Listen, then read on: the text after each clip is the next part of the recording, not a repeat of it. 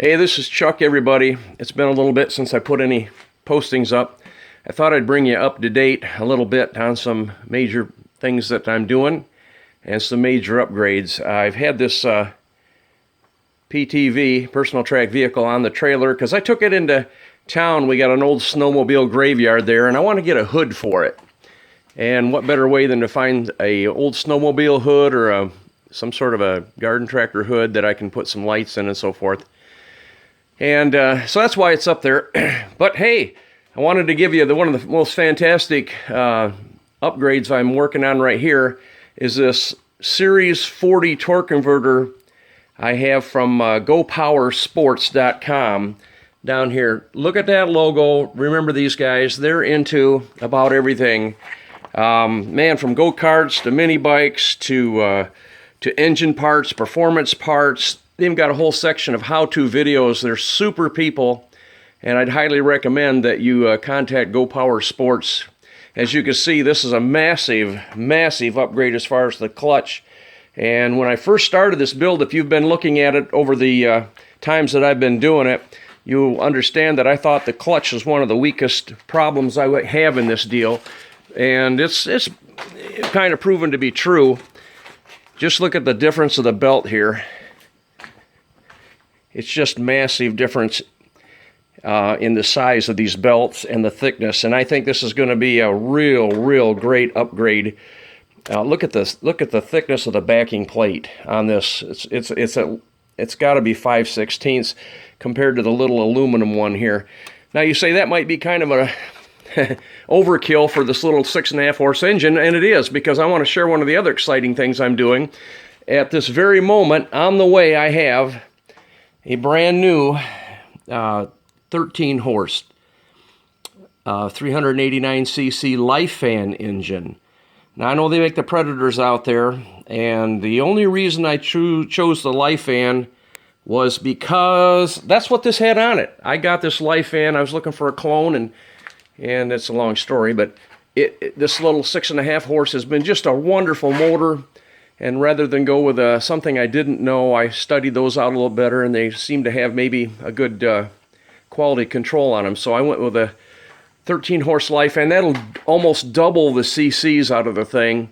Of course, it doubles the horsepower, has a 1-inch shaft, and of course that's going to make this thing really, it's going to go and be a whole lot stronger, especially in the transmission type area.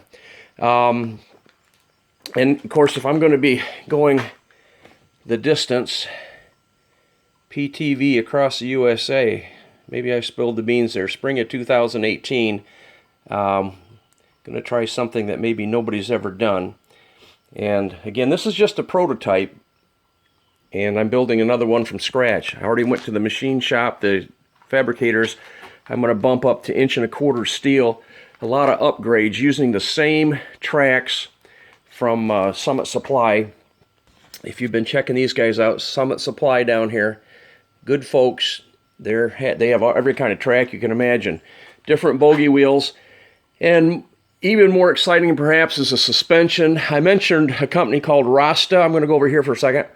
Rasta is an engineering company that does torsion mounts. Maybe you remember them. I talked about them before. But I met with an engineer there, and he drew me up some really cool plans for bogey wheels with suspensions. And there's one idea, and there's a couple more ideas.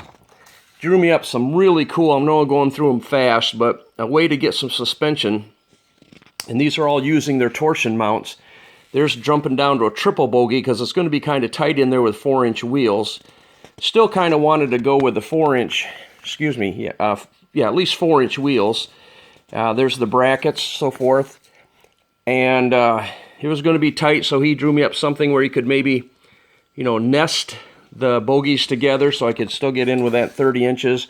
Look at this awesome work Rasta Company did for me, designing these things out, one of a kind. There's one with a wheel with track in the middle even. And, of course, the cost of this, so forth, too, and they gave me an estimate.